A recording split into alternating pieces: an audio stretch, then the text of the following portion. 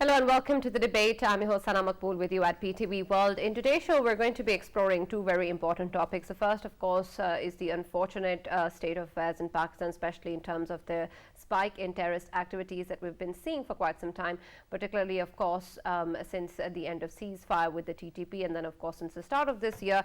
And now, of course, what has happened in Bajur is indeed unfortunate, where a suicide bombing has claimed the lives of more than 50 people, injured scores others.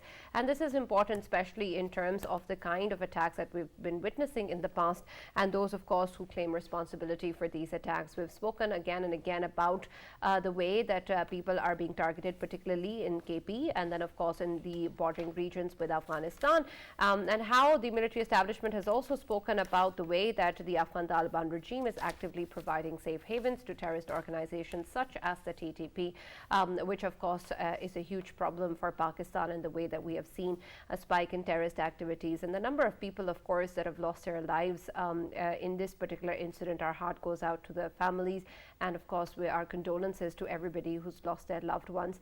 And the sacrifices, of course, continue, unfortunately, but they will not go in vain, because our security forces and personnel remain steadfast against the issue of terrorism, and there is a zero tolerance policy with regards to that. But what exactly does Pakistan need to do in order to cope up with these challenges, and the way that this will then be played with the Afghan Taliban regime, and how exactly we're going to be able to curb the kind of activities that have increased because of the safe havens there, the kind of border management that's required, and the kind of civil engagement that's required on our part as well, and the policies that need to be maintained in terms of moving forward, and the action that needs to be taken, is something that we're going to try and explore further in the show today, and understand what it is that Pakistan will be doing so in the aftermath of this, and of course previous such attacks as well.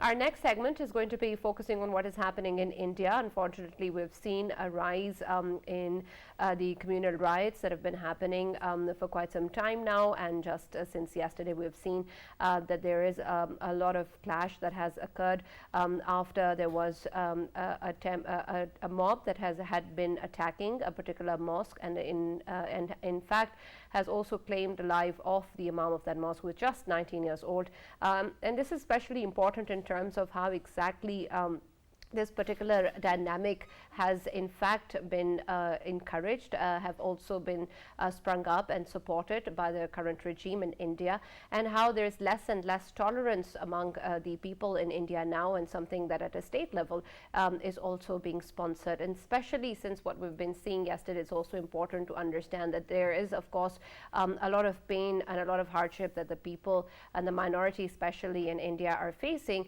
But in terms of the people who have lost their loved ones, the people who have been injured, and of course as the clashes continue, what one questions is whether or not there's going to be any justice for those who have lost their lives, or those who continue to deal with such challenges on a daily basis, and what sort of action will the legal system or the government in place in India are going to take to be able to move forward in a peaceful manner, and to protect its citizens, whoever they may be. So we're going to try and take a look and understand what is going on, particularly in Haryana, and how moving forward we're going to be, of course, dealing with this issue in Pakistan, what Pakistan can do in this regard. For this and more, as always, in the studios, I've been joined by senior analysts Farrukh, Pitafi, and Raja Faisal. We will also be joined by our guests online, and I'll introduce them as soon as they've joined us. But let me start with you, Faisal, with what is going on, of course, on ground in Pakistan when we focus about the kind of terrorist activities that exist. It's indeed very, very unfortunate and condemnable what has happened in Bajur. But this is just one of a series of attacks that we've witnessed, particularly this year. And we have pointed towards the role of the Afghan Taliban regime in this regard as well. But what exactly is it that in the aftermath of such incidents do we learn in terms of what needs to be perhaps recalibrated in terms of our dealing with such organizations? Sana, the very first thing, what do we need to do right now? Of course, we need to talk to TTA, Taliban, Afghan Taliban. They need to, extend their support, full support to Pakistan to counter terrorism, which is originating from within Afghanistan. Two of the provinces, time and again, we've been highlighting Nangarhar and Kunar province. Both of the provinces, they are hub of, ISKP, Khorasan province, Islamic State. It is there, and it is not only there for themselves, but it is facilitating other banned outfits as well, terrorist outfits. One of them is, of course, TTP, and to some extent while talking to a couple of my sources, they said to me that post TTA takeover of Afghanistan, few of the factions of TTP, they have simply joined ISIS Khorasan only on the basis that the land which is from the northwestern Pakistan, obviously the few of the lands of KP, they consider themselves as part of the Khorasan, and ISIS Khorasan, they have simply got them in, and they are the ones who are conducting all of the attacks within Pakistan. And one name which suggests that it can be true, that is of Abdullah Muhajir, who was part of this attack, this particular attack at Bajur agency. What has happened is that in past we know that ISIS Khorasan, ISIS basically there are three categories they always categorize different countries into. Of course, Darul Khalafa is Sham and Iraq. But when we talk about Darul Hijra, they consider Afghanistan as Darul Hijra, where there are inhabiting and safe havens are there for them. And there is third one, which is Darul Kufr. And by the way, Pakistan is considered, to them, Pakistan is considered as Darul Kufr, where they need to do the activities. And right now, of course, we are seeing that the activities are growing up. Here, Sana, I want to mention that one aspect we keep on forgetting, and that is related to India's involvement on Pakistan's western border. And we should not be forgetting that India had deep-rooted support from within Afghanistan in the previous regime, and whoever eyes upon or hawks upon the work of the intelligence agencies, of course they know that they always have a ground setup. They put money through, and hefty amounts they put through them. And of course, people who are on the ground, they are always their asset, and them assets, with the regime change within Afghanistan, it is not necessary that they have been changed. No, not at all. Even the raw, if it is not sitting in Afghanistan, still by sitting in India, they can do whatever they have been doing in the previous regime. So we need to be cautious about it, and we need to highlight it again and again and more. Why? Because they are continuing the same modus operandi against Pakistan on the Western Front, which they had during the previous regime. To me, I think Pakistan need to highlight it more and more, and the solution is to talk with the TTA, telling them that it is necessary for them and Pakistan to have a safe border, to have the safe region. And moreover, Pakistan needs to remind TTA that they had pledged in the Doha Accord that their land would never be used against any of the neighboring countries. Here is Pakistan, whatever is happening in Pakistan, of course, it originates from within Afghanistan. And Taliban, they are, of course, responsible for it, because Taliban are not controlling their own land, and of course their land is being used against Pakistan. So we need to talk to them, and we need to tell them that these ISIS Khorasan people are the very people they have been fighting against previously, and few of the attacks within Afghanistan which took place in recent past, of course they were conducted by ISIS Khorasan as well. So they are equally threat to TTA as they are a threat to Pakistan. So for the mutual gains and mutual benefit, it's better that they must assist Pakistan. And if you might say that it is too futuristic, but whatever we have to do in later times, why not start it now? We must attack them hideouts of ISIS Khorasan and TTP, which are involved in all of these attacks. And I'm talking about within Afghanistan. And if Taliban can't do it, then of course Pakistan must do it. All right, and we'll explore that further, Faisal, as we move on in the discussion. But let me also welcome Mr. Umer Farooq, who's a senior journalist, who's joined us online. Thank you very much, Mr. Umer, for joining us and being part of the debate. And what we were talking about, of course, earlier with Faisal is that I understand that we've established the fact that there is the support from the TTA that exists to TTP, and there are safe havens, and that the Pakistani soil is not protected from Afghanistan or the Afghan Taliban regime. But what now? If we have established that, and that is what we're working with, then there is, of course, going to be a way forward that we'll have to navigate for ourselves in terms of what we have to deal with. What Faisal's suggesting, of course, in terms of whether we need to engage with them or not, or then also perhaps have as some sort of military action within Afghanistan, seems to be a option. But in terms of what we've been doing in the past and the kind of response we've been getting, what sort of measures can Pakistan still be able to take in practical terms with the Afghan Taliban regime that can actually help our case? Well, I don't think striking directly into Afghanistan would be a good option for Pakistan because, of course, the TTA would obviously raise questions like they would not allow anyone to strike inside their country. They've been telling even the US, they clearly they made it clear that they would not allow anyone to directly strike any hideouts in Pakistan.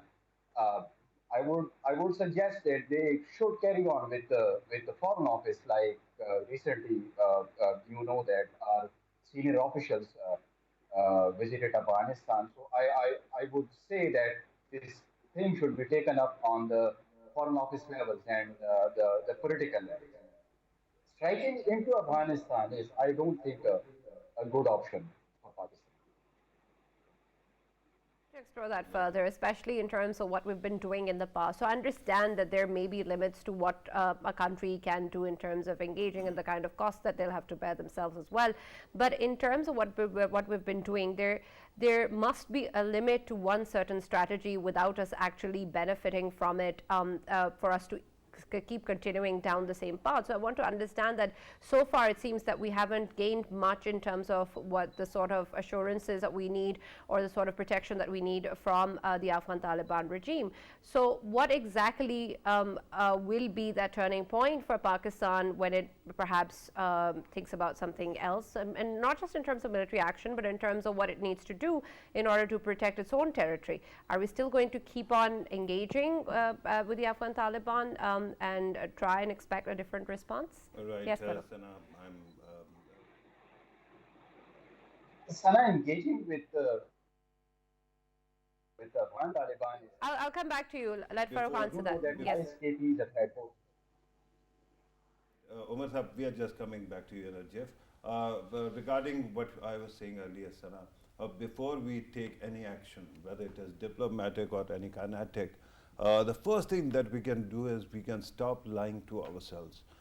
We can stop lying to ourselves that this issue is not complicated or that we don't have any kind of blind spot here.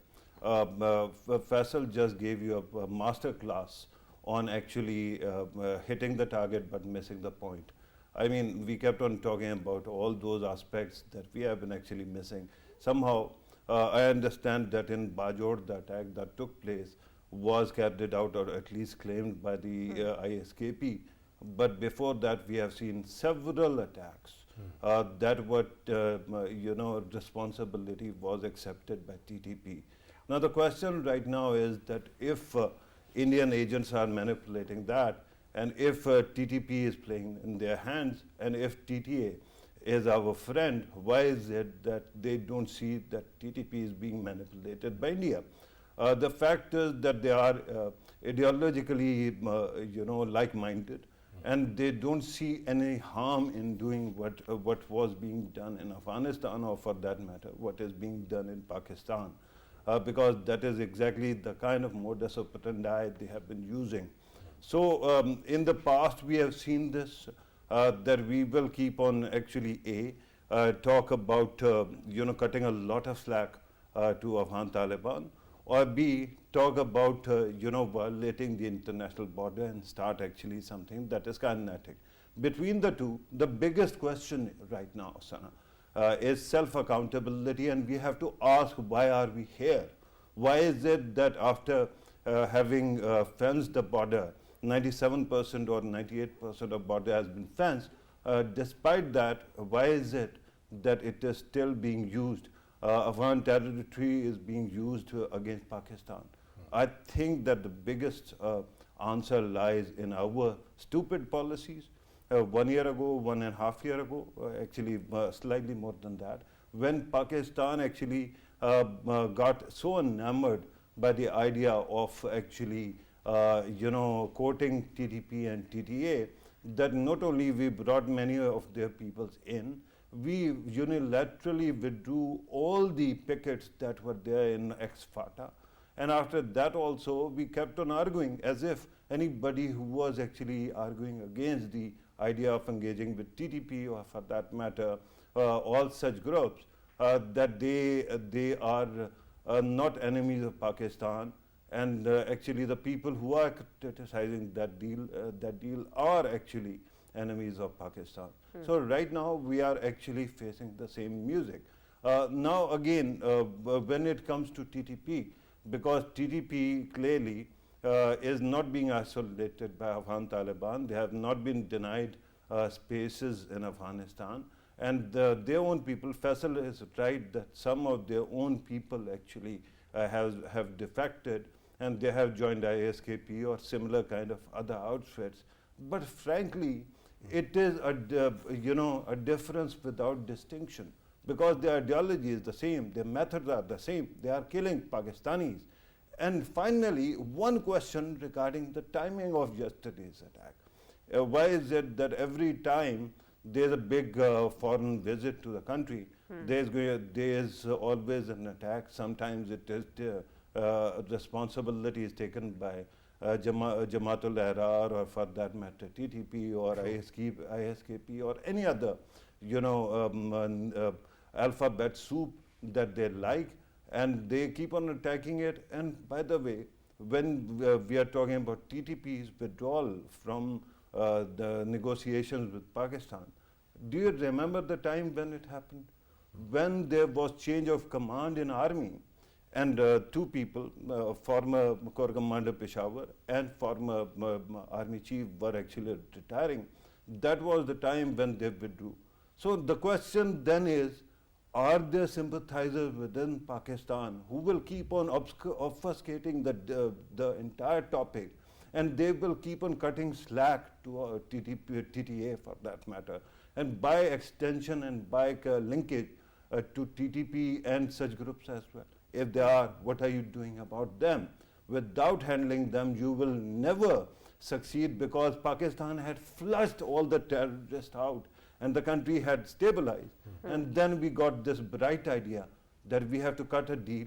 And then a former Prime Minister was saying, I'm not very critical in other aspect of that Prime Minister, but regarding his approach to Afghanistan, when he said that Afghan people have cast away the yoke of slavery at the time when TTA took over. And after that, whatever that gentleman did in our ex-FATA areas, these are big questions, Sana. If we cannot answer them, if we are not even asking those questions, we are not being honest to ourselves. Absolutely, and that's of course something that needs to be done as well for Pakistan to look inward as well.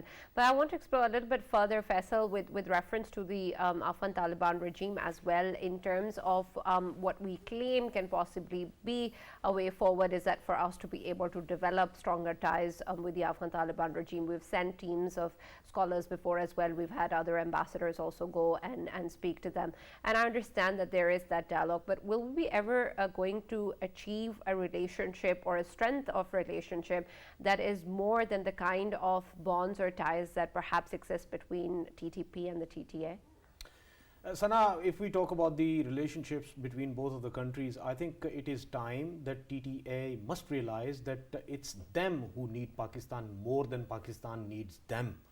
Why I say this? Because if we look at the influx of their population, of course, Afghanistan's more population is on their eastern, along with their eastern borders, because two of the biggest cities, Kabul and Kandahar, of course, they are quite neighboring to Pakistan.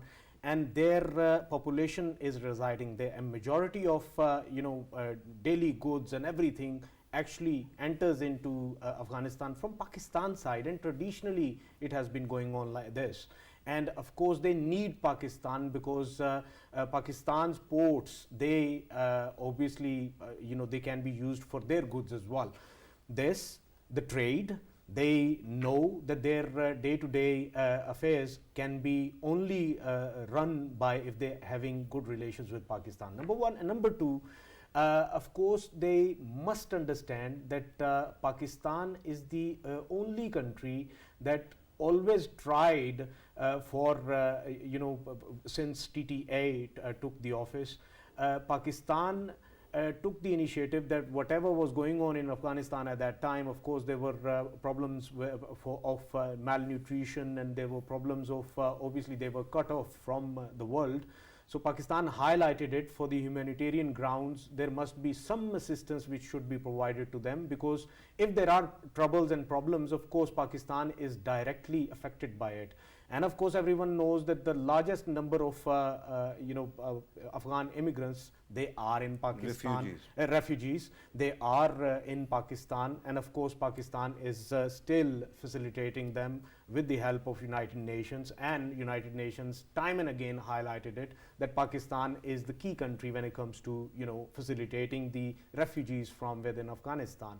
So we have long-standing relations, and they need to look for the future as well. Why I say this? Because Pakistan with China, with the help of China, of course CPEC is a huge project, and if somehow the peaceful times are there, then it can be interconnected with the Central Asian republics through Afghanistan, and Afghanistan can facilitate itself from that. Okay. That can only be possible if they behave. Why I say this? Because so far they haven't been behaving. When I say they need to behave, I mean to say that whatever Pakistan is seeing is just because they are not behaving as a responsible country. But Faisal, all of this is possible when the TT actually understands this and is convinced of what it is that goes in their favor, what it is that they value or prioritize, and what they want to achieve. Are we in a position to be able to convince them of this? That's a real question. Well, that's a huge question, and of course, Sana, since they took over, me, you, and Farrukh, we've been highlighting it day after day that TTA, they must change themselves. They must change themselves in a way that they are acceptable not to the regional powers but to the world as well. But we know they did not do anything about the women rights. We know they did not do anything about the education rights for the women. So they are the same. So to me, I think it's time for them to understand all of the... But regarding them understanding it, let me remind you earlier, you said something very interesting, Faisal. You just pointed out that Pakistan should remind them that they are, violating the Doha Agreement. Do you know, Pakistan did exactly that. A statement was made. And do you know what happened after that? Their office bearer said that Pakistan is not even a party to Doha Agreement. So with that kind of stupidity in policies, I don't think that they can be convinced of anything. And all right, let's also bring Umer in the discussion. And with reference to what we were talking earlier, Umer, I'd like your take as well on whether or not it's time to not proceed with any sort of hope in terms of engagement with the TTA, and then also about looking inwards. It's also important, of course, for us to be protecting our own borders, for us to also understand that it is there are measures that need to be taken within Pakistan also that we are accountable for, and that also will help discourage the scourge of terrorism. Are we also doing that?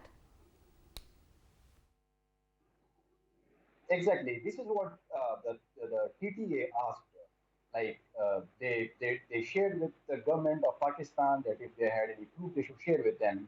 And as it was discussed earlier, that our border is sealed. Every moment is observed. Like, I mean, we should be doing more in order to control this, rather than asking the TTA to control. ISKP is a threat for both Pakistan and the TTA, and both the sides are fighting against ISKP. So if we control our side and they control their side, I think both the countries will be As I said, the border is sealed. We should take care of ourselves first. We should highlight what are the loopholes, where are they coming from, which ways they need to find. As I earlier said, the border is sealed. So rather asking the TDA, we should be finding solutions to our problems. Right, and what does that mean when we talk about what actions need to be taken practically on ground? Farooq earlier also pointed towards the kind of accountability that need to exist. Where is that? Right, and I think one day that accountability is going to be there. I have firm faith in the goodness of institutions and humanity, but so far I haven't seen that kind of action. To be honest, Sana, I'm tired. I'm tired of seeing the same thing over and over again for past 10 years. If you see my programs that I used to host here, 60% to 70% of daily shows were on terrorism and how to combat it, including National Action Plan.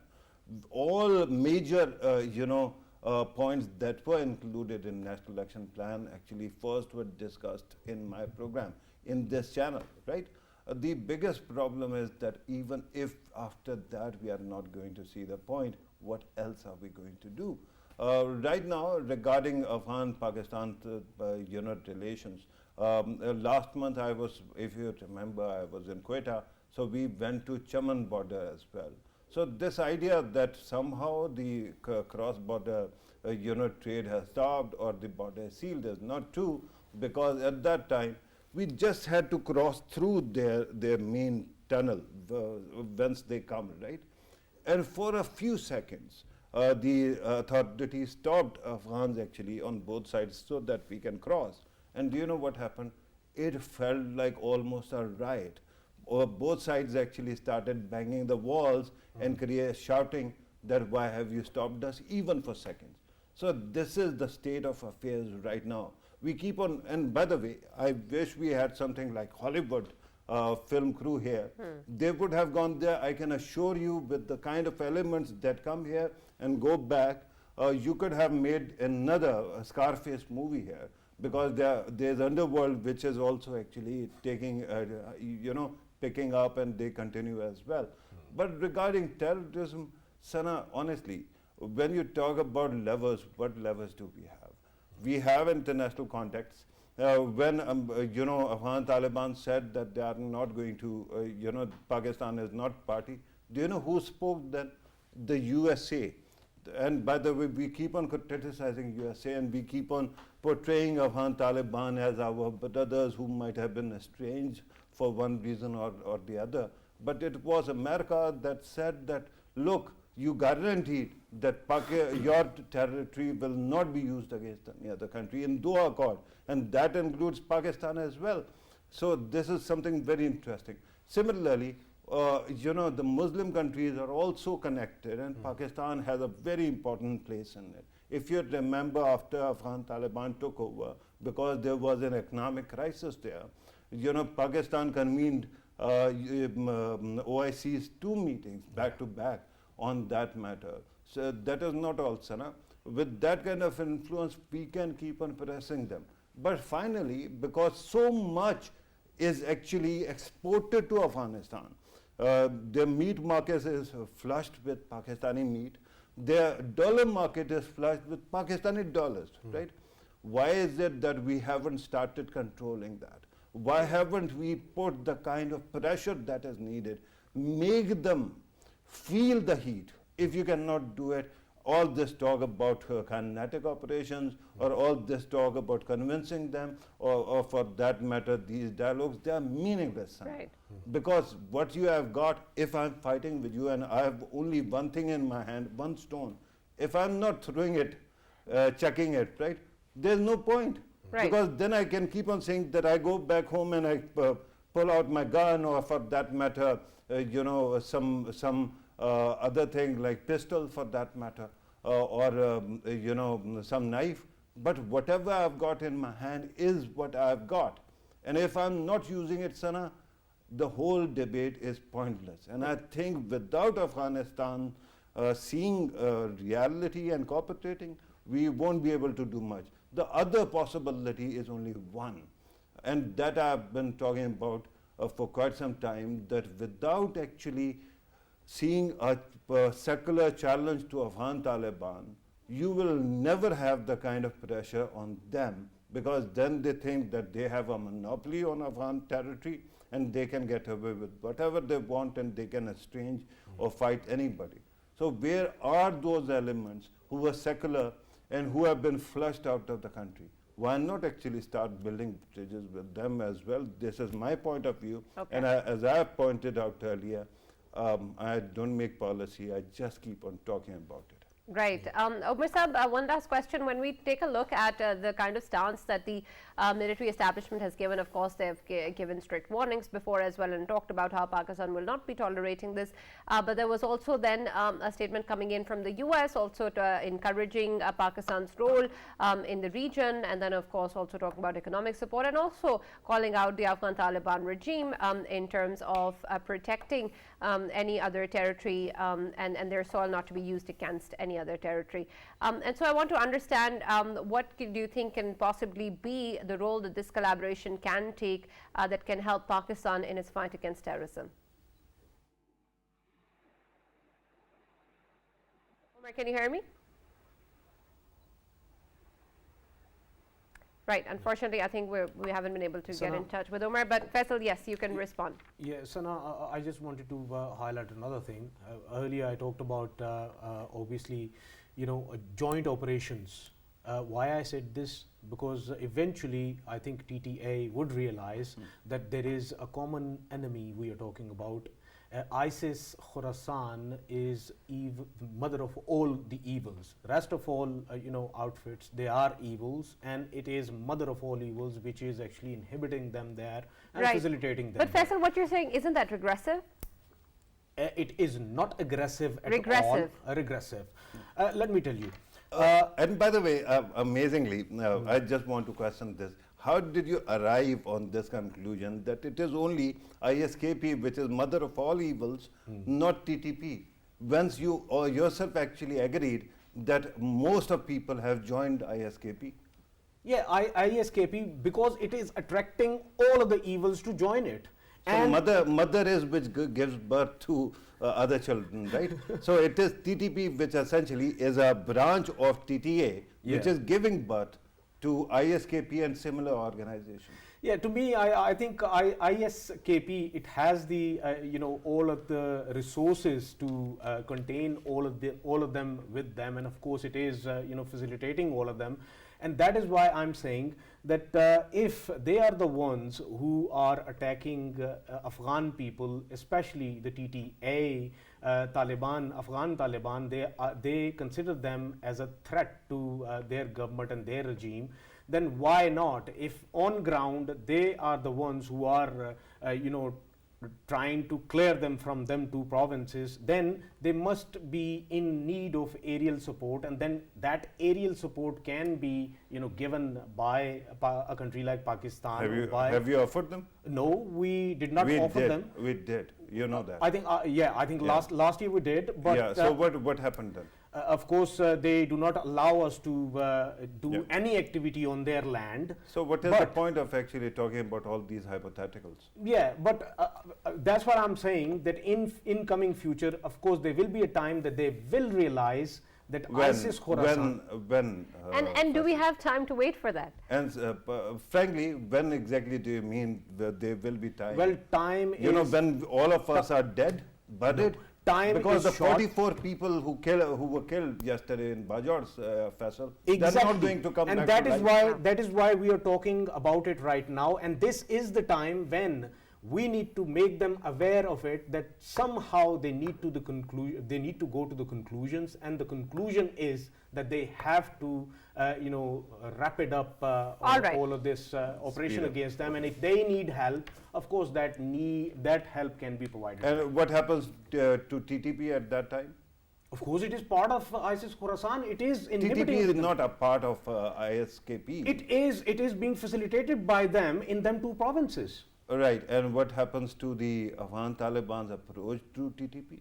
Well, Why like- is it that their like people I actually said- meet them on Eid and actually hug them, embrace them? Exactly, that's what I'm saying, that there are few of the factions which are with ISIS Khorasan, and yeah. then With due respect, other this whole mantra of good Taliban, bad Taliban, No, it it's ain't not. going to fly. it's anymore. not good Taliban or Either bad you are Taliban. with us or you are our enemy. That simple. All right, we're going to be moving on now to the next topic, which is going to focus on what is going on in India. And there are, of course, numerous clashes, unfortunately, that have been happening since yesterday. And we have seen a target, of course, also being part of these clashes, being a 19-year-old Imam who is leading prayers in a mosque in Gurugram. And this is indeed unfortunate. That's, of course, only just one life. There are numerous others that have faced these clashes, not just yesterday, but before as well, and on a daily basis. And unfortunately, not a lot is being done about this, and in fact, this is something that is largely ignored.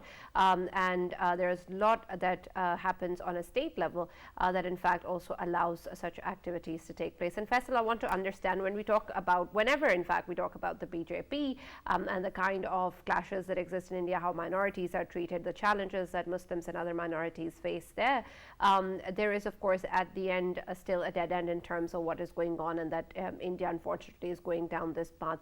But when we hear about such incidents, of course, it's happening as yesterday, the injustice is so vivid that what exactly is that reaction that is absolutely necessary from any state, including Pakistan?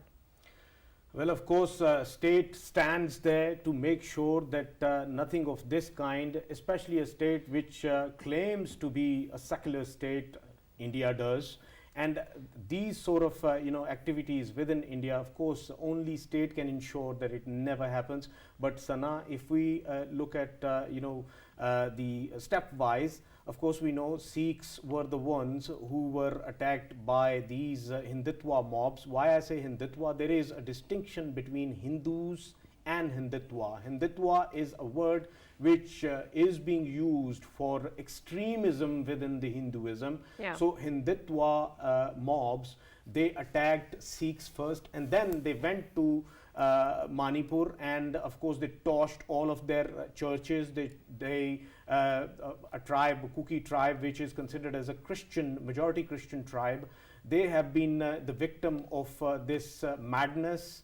And then they come towards the Muslims, and of course we know Uttar Pradesh, UP, from where a prominent name, a politician, Yogi Adityanath hails from, and he is being termed as someone who might replace, incoming future, who might replace Modi as the head of the state of India, or head of the Hindutva ideology within India, incoming future.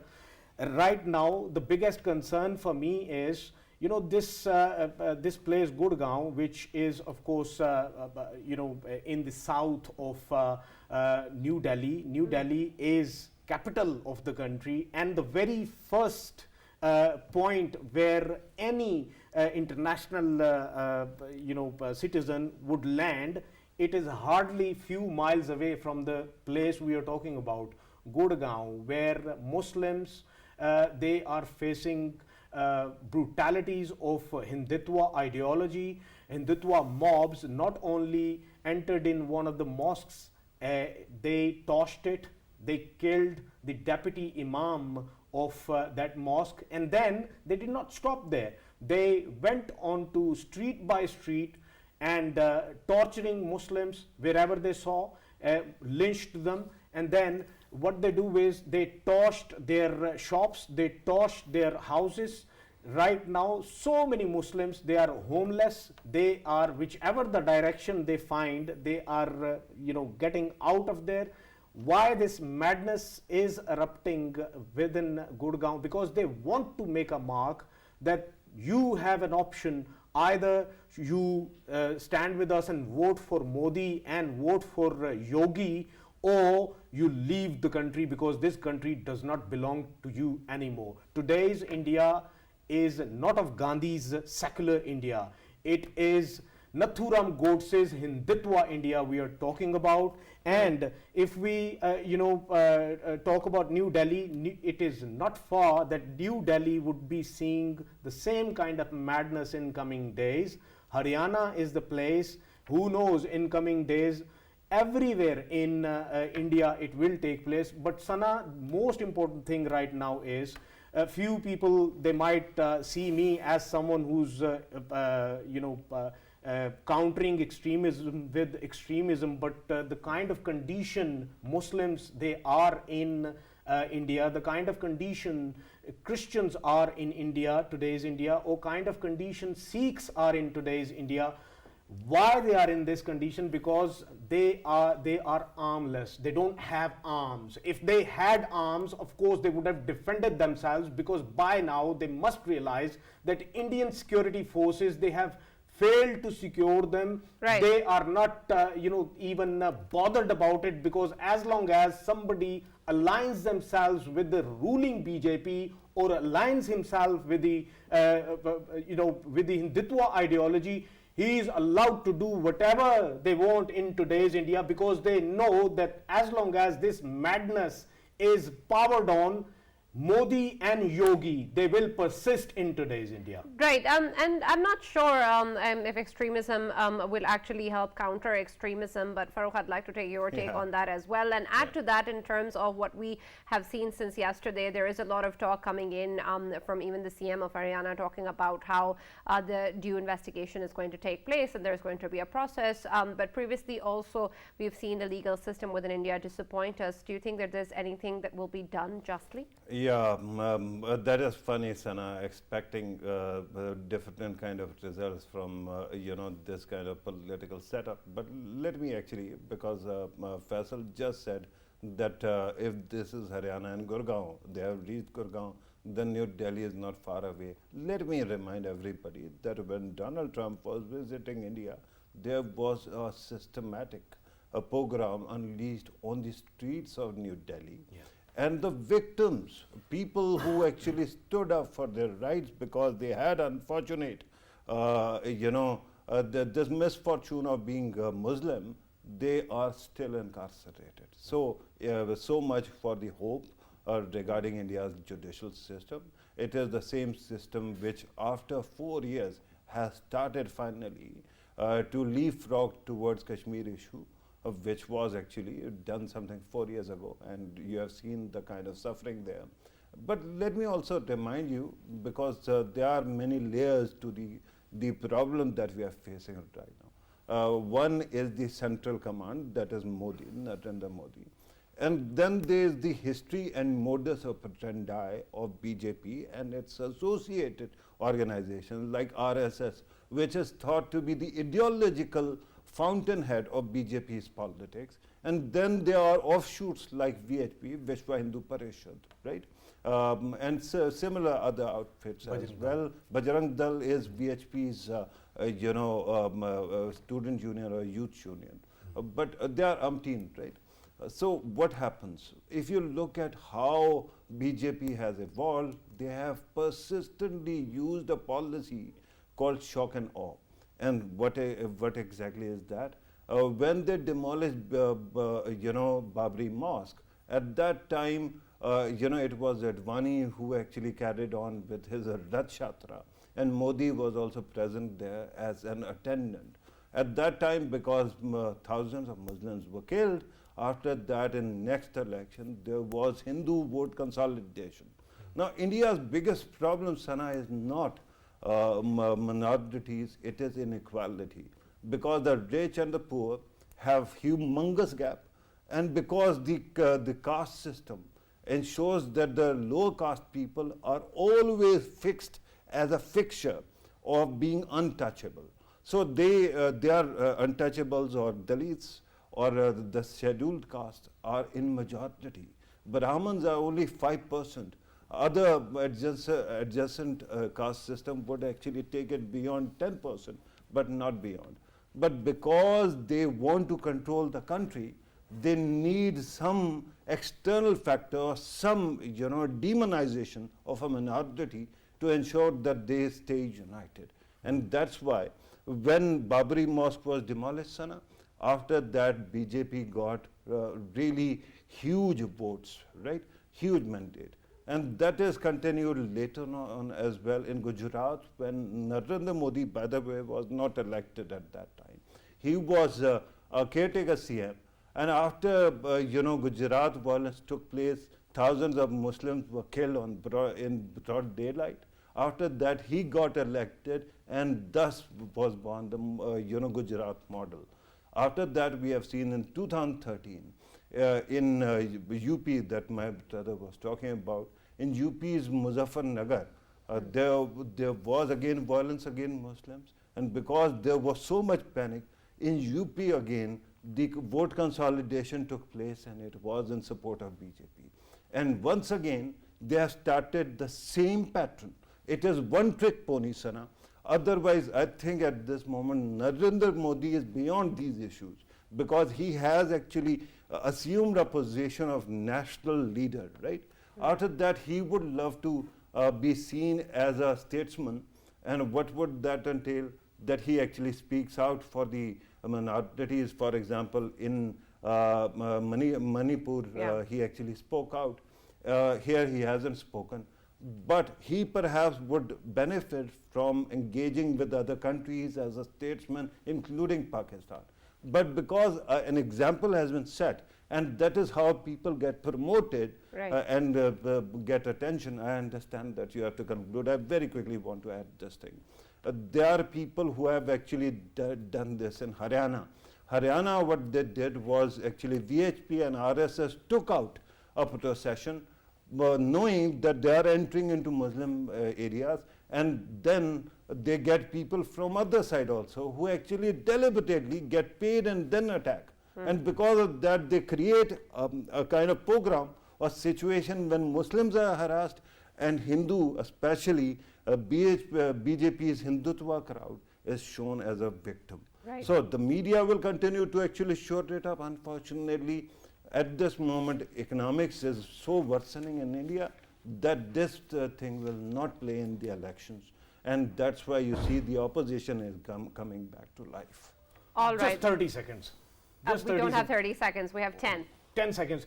Chetan Singh, who kills 3 Muslims, and he happens to be from, from within the system. He is one of the, obviously, policemen, railway policemen in Jaipur Railway. He kills 3 of the Muslims. Then we had another example, Kapil Gujar. He was the one who actually in Shaheen Bagh killed few Muslims, opened fire on Muslims, and now he's a neta in BJP. That's all that we have time for. Yeah, I just want to slip in one liner, and that is, as long I've become very selfish. I keep on focusing on what is happening in India, but all I want is India-Pakistan peace. If that happens, that is none of. All right, that's all that we have from the debate. Thank you, Farooq. Thank you, Faisal. That's all that we have. We'll see you tomorrow.